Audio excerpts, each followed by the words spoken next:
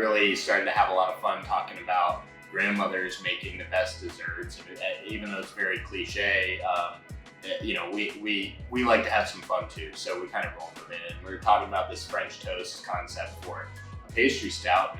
And we've done other French toast concepts before, so we're looking to get a little bit more creative. So Pain Perdu is kind of the French Louisiana name for French toast, and Keith, of course, said, "Well, that's Nana's.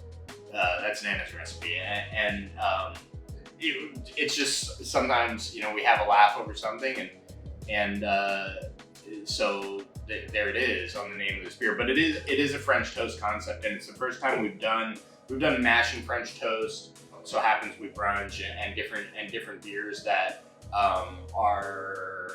have similar inspiration from a flavor perspective, but we've only piloted it on a pastry stout, and it was one of the concepts that we all really liked. I mean, it's kind of a no-brainer. It works really well. So in this beer, you've got all the, you know, the maple syrup, the cinnamon, the nutmeg, a little bit of graham cracker to add some body there.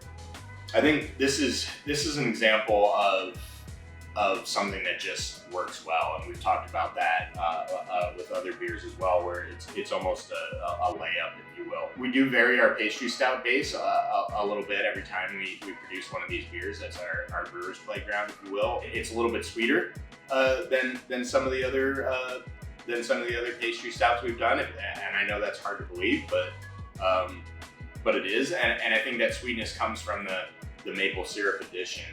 On the nose, I definitely get those fresh, you know, that cinnamon, that nutmeg, those fresh spices that just, it smells like the crust of the French toast that's coming off the stove.